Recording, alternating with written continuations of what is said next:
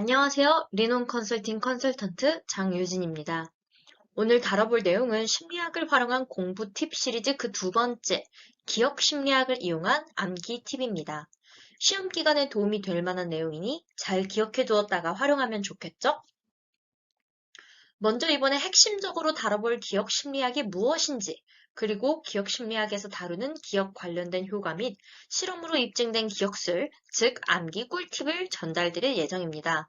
그리고 이 암기를 진행할 때 유의해야 할 점, 그리고 과제로 마무리하도록 하겠습니다.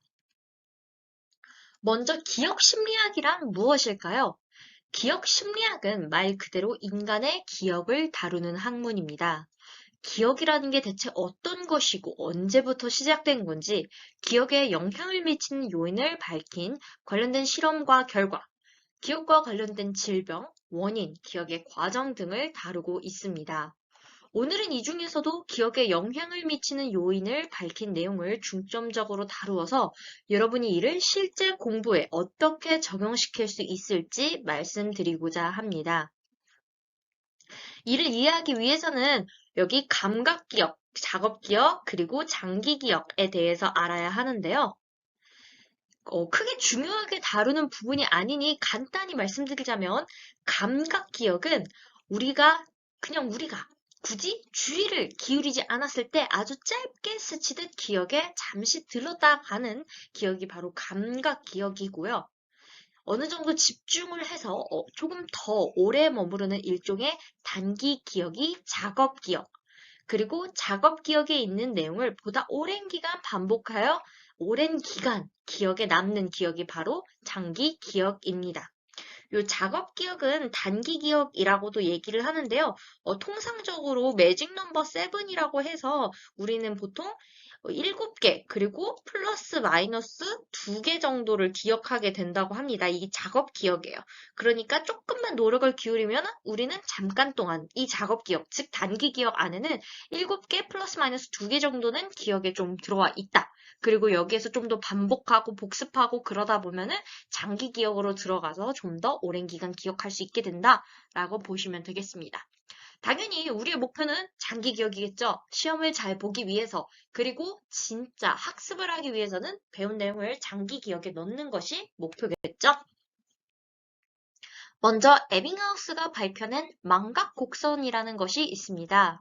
대부분의 망각은 배우자마자 일어난다는 내용인데요. 여기 곡선을 보시면 영어로 되어 있지만 이게 일수예요. 하루, 이틀, 6일, 31일. 무언가를 배운 지 며칠이나 지났는지가 여기 써 있고요. percent savings라고 해서 얼마나 이게 기억이 그 기억에 남아 있는지입니다. 당연히 배운 직후면은 100이어야겠죠. 이 100인 상태에서 갑자기 뚝 떨어집니다. 가장 크게 뚝 떨어져요. 언제? 하루도 채 되지 않아서. 여기 곡선을 보시면 배운 지 며칠이 지났는지, 그리고 배운 내용 중 얼마나 많은 내용을 기억하고 있는지 곡선으로 나타냈는데, 하루도 안 되어서 그래프가 뚝 떨어지는 걸 보실 수 있겠습니다. 우리는 배운 내용에 특별히 주의를 기울이지 않으면 이렇게 하루도 지나지 않아서 반 이상을 잊어버리게 됩니다. 그렇기 때문에 주의를 기울여야겠죠. 이것이 우리가 복습이라는 걸 진행해야 하는 이유입니다. 전 하루 전에 벼락치기 해도 기억 잘 남던데요?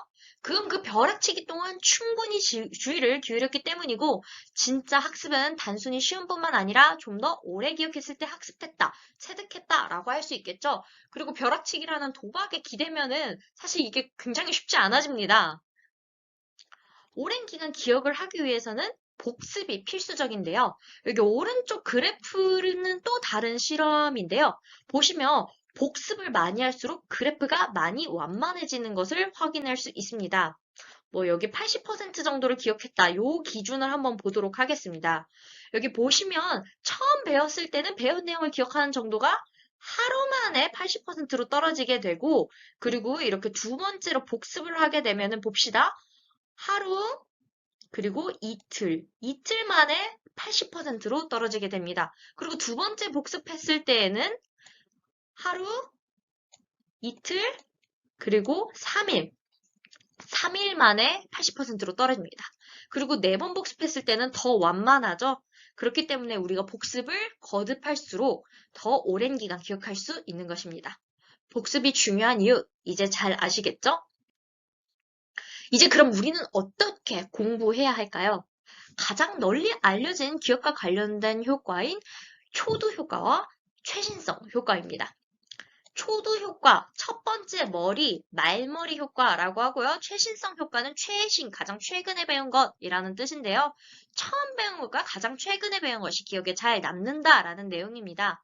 여러분이 실제 시험 공부를 할 때에도 느낀 부분일 것입니다. 아무래도 우리가 처음부터 공부를 시작하기 때문에 첫 부분은 다른 부분에 비해 여러 번 반복하게 됩니다. 생각해보세요. 1단원, 2단원, 3단원, 그리고 4단원부터 갑자기 의지가 좀 떨어지죠? 5단원, 6단원 하면서 뒤보는 흐지부지. 다음날 됐어요. 다시 1단원, 2단원. 결국 첫 번째 부분은 굉장히 많은 집중력을 발휘해서 굉장히 여러 번 보게 됩니다. 여기 실험을 통해서도 알 수 있는데요. 첫 번째 serial position, 즉 첫 번째 순서에 있는 것을 사람들이 제일 먼저 복습, 제일 많이 복습을 하게 됩니다. 뒤에 갈수록 복습의 정도가 좀 낮아지는 것을 확인할 수 있겠죠. 우리가 첫 단어는 1, 2, 3, 4, 5 하다가 6, 7, 8, 9부터 좀 흐지부지 되다가 다시 1, 2 이런 식으로 한다고 얘기했잖아요. 그런 것처럼 우리가 첫 번째 된 것은 아무래도 좀 많이 반복하게 되니까 우리 뇌에서도 무언가를 외우려고 할 때 본인이 노출된 순서대로 외우게 되기 때문에 이 처음 배운 내용은 계속 반복하면서 장기 기억에 보다 빠르게 들어가게 되죠. 그래서 우리가 수학책을 펼치면 가장 처음 배우는 집합 부분만 너무 많이 읽어서 너덜거리는 것입니다. 그럼 아까 전에 최신성 효과라고 했죠. 가장 최근에 배운 것도 기억에 잘 남는다라고 얘기했습니다. 왜 최근에 배운 건 많이 반복하지도 않았는데 기억에 남을까요? 이건 장기 기억이 아니라 방금 배운 내용이 단기 기억에 잠시 남아있기 때문입니다. 마치 방금 보여드린 에빙하우스의 만각곡선에서 맨 처음에는 배운 내용의 대부분이 기억이 나듯이 가장 최근에 배운 내용은 잠시 동안 우리의 기억에 남아 있습니다. 이 사실을 알았다면 대책을 세워야겠죠? 공부를 할 때는 1단원부터 차례대로 공부를 반복하기만 해서는 안 됩니다. 우리가 말했던 초도 효과 그리고 최신성 효과에 의해서 우리가 맨 처음 부분 그리고 맨 뒤에 부분만 유난히 기억에 잘 남고 이 가운데가 죽어버리게 돼요. 그렇기 때문에 때로는 맨 뒷단원부터 때로는 눈을 딱 감고 손으로 짚히는 부분부터 이렇게 랜덤하게 공부하는 등 순서를 충분히 바꿔가면서 공부해야 모든 내용을 골고루 집중력을 발휘하여 장기 기억에 쏙쏙 집어넣을 수 있겠죠? 다음은 많은 분들이 알고 계실 초성 암기법입니다. 외워야 할 내용의 첫 글자를 따서 외우는 내용인데요. 우리말은 다행히 자음과 모음으로 잘 이루어져 있기 때문에 자음뿐만 아니라 모음도 따서 외워볼 수 있습니다. 이때 딴 초성들에 쓸데없이 의미부여를 한다면 이 뜬금없는 스토리일 경우에 그런 것들을 녹여낼 경우 효과가 더 업됩니다. 가령 저는 고등학교 때 썼던 방법인데요. 국어 과목에서 양성모음, 음성모음, 중성모음이라는 것이 있는데요. 전 고등학교 때 이걸 외울 당시 아오, 어머니 플러스 마이너스 제로라니까요? 라는 말을 만들어 외우곤 했습니다. 어머니에게 답답해하며 설명하는 아이의 모습을 떠올리면서요. 여기서 아오 여기까지가 플러스, 즉 양성 모음이고요. 그럼 우 이렇게 두 개 또 끊어서는 마이너스, 즉 음성 모음, 이 이렇게 두 개는 제로, 즉 중성 모음입니다. 이렇게 두 개씩 나누어서 외울 수 있게 되죠. 이때 저처럼 어떤 장면을 떠올리거나 하는 등 시각적인 이미지와 연결할 경우 굉장히 기억력이 좋아지고요. 암기하는 내용 자체에 스토리를 부여할수록 효과가 좋습니다. 왜 그런지는 뒤에 나와서 설명해 드리도록 하겠습니다.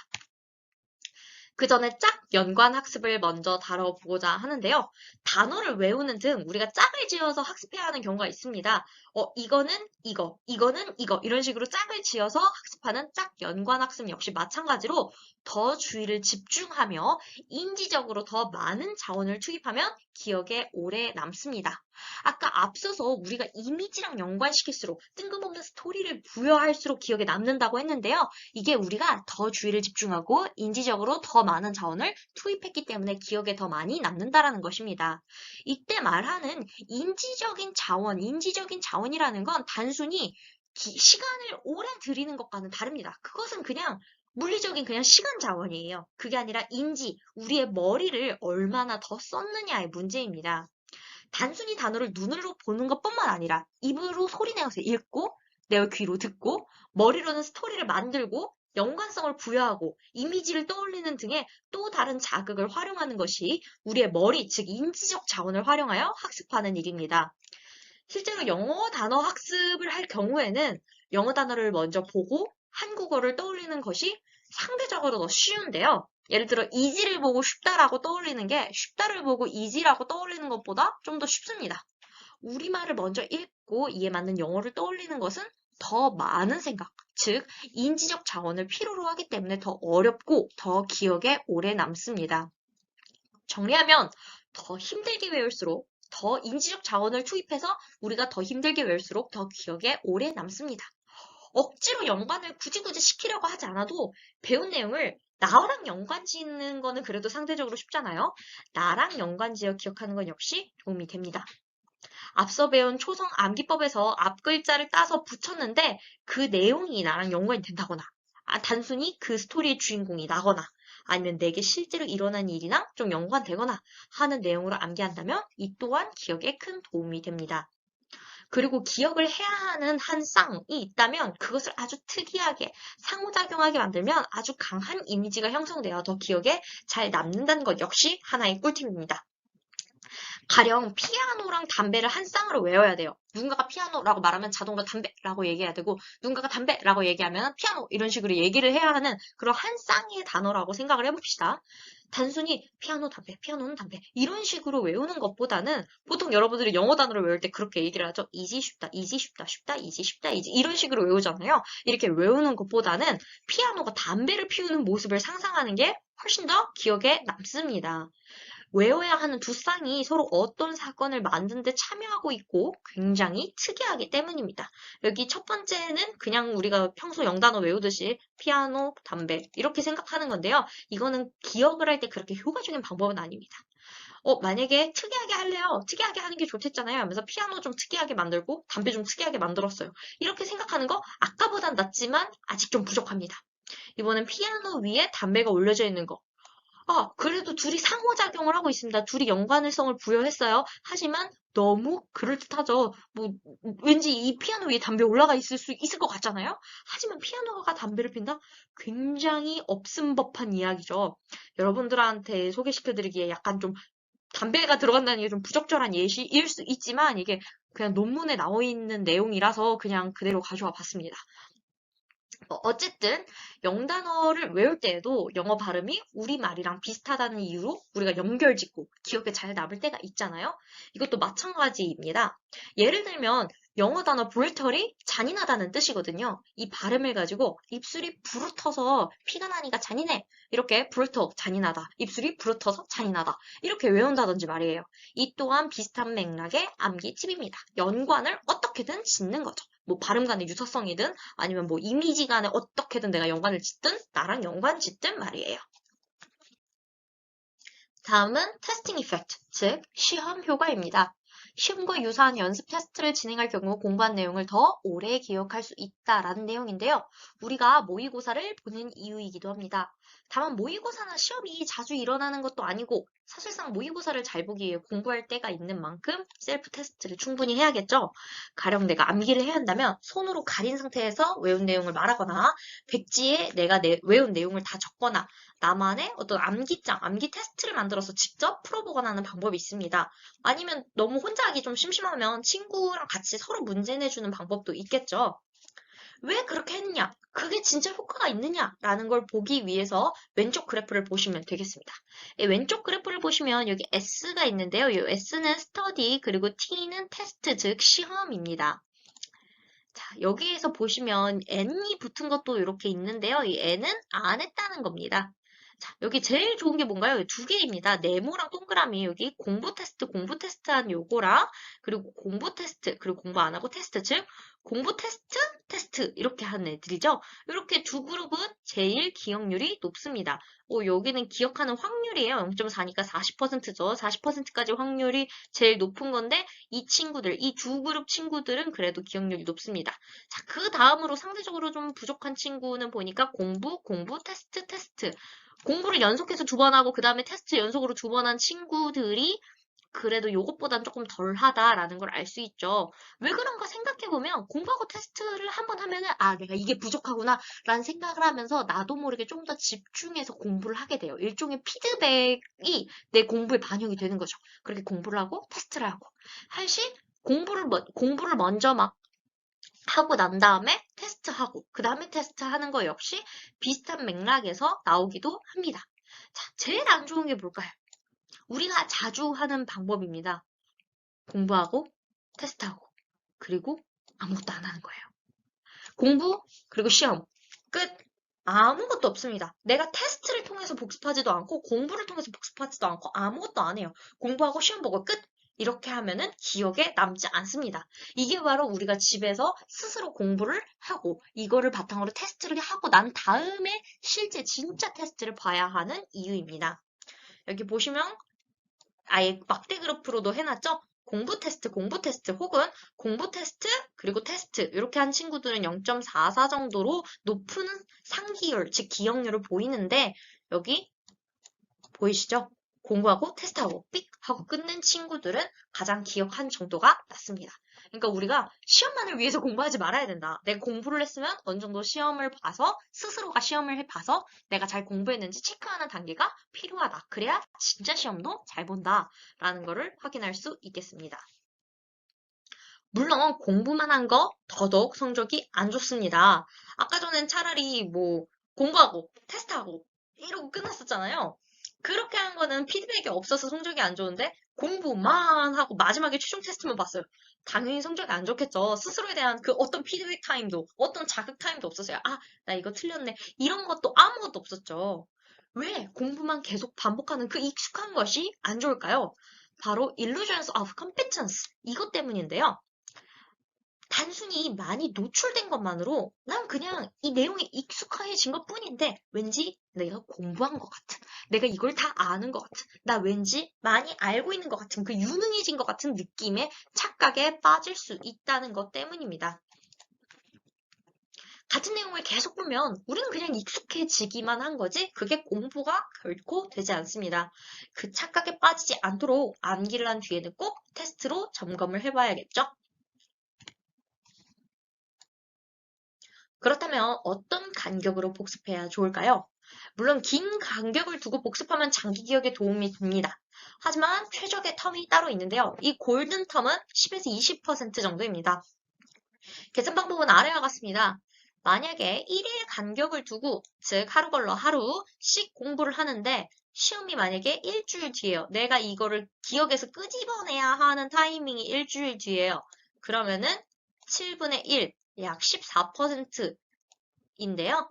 지금 1일이니까 1 나누기 7, 일주일 뒤니까 7 해서 1 나누기 7 해서 14%. 최적의 텀 10에서 20% 사이 안에 드네요. 이 정도면 적정합니다. 하루 걸러 하루씩 공부하고 일주일 뒤에 시험 보는 거 괜찮다. 라는 거죠. 근데 만약에 내가 하루 걸러 하루를 공부하는데 시험이 30일 뒤, 한 달 뒤에요. 1 나누기 33% 불충분합니다. 이렇게 되면은 조금 더 텀을 늘려야 하는 사람이다. 하루 걸러 하루 이렇게 하지 말고 며칠 더 길게 해줘야 한다는 거죠. 시간이 얼마 남지 않았다면 그리고 나는 오늘 하루 동안 5과목을 다 복습해야 한다. 하지만 날짜가 아닌 시간을 기준으로 보고 이 계산 방법을 진행하는 것도 하나의 방법이 되겠죠. 물론 미리미리 공부하는 게 제일 중요합니다. 이를 한번 실제에 적용을 해볼까요? 만약에 제 국어 시험이 14일, 즉 2주 뒤에요. 그럼 얼마나 간격을 두는 것이 적절할까요? 먼저 얼마나 간격이 두는 것이 적절한지 알기 위해 x를 넣고 x 나누기 14 요게 골든타임인 10%와 20% 즉 0.1과 0.2 사이에 놓아야겠죠? 그렇게 되면 x는 계산하면 1.4와 2.8 사이에 위치하게 됩니다. 즉 나는 2주 뒤에 국어시험을 2일에 한 번 국어 복습을 하는 것이 적절하겠구나 라고 생각하시면 되겠습니다. 그래서 국어 복습을 안 할 때는 뭐 다른 과목을 공부하고 있고 막 이런 식으로 하게 되는 거죠. 오늘의 과제는 간단합니다. 내가 꼭 암기해야 할 내용이 뭔지 생각해보고 오늘 배운 내용을 한번 적용하여 학습해보세요. 이때 단순히 반복해서 읽는 형태의 암기만 하고 있는 건 아닌지 충분한 인지적 자원을 투입하고 있는 게 맞는지 실제 시험과 유사한 테스트를 스스로 진행해서 내 학습 수준을 잘 점검했는지 내가 단순히 익숙함을 공부로 착각하고 있진 않은지 스스로에게 질문을 던져보셨으면 좋겠습니다. 나는 공부를 했나요? 아니면 단순히 내용에 익숙해졌나요? 이번 강의를 통해 진짜 학습을 위한 꿀팁을 배울 수 있었기를 바라며 강의 마치도록 하겠습니다. 내용이 도움이 되었다면 구독과 좋아요 부탁드리면서 필요한 내용이 있다면 댓글로 적어주시기 바랍니다. 이상으로 리넌 컨설팅 컨설턴트 장유진이었습니다. 감사합니다.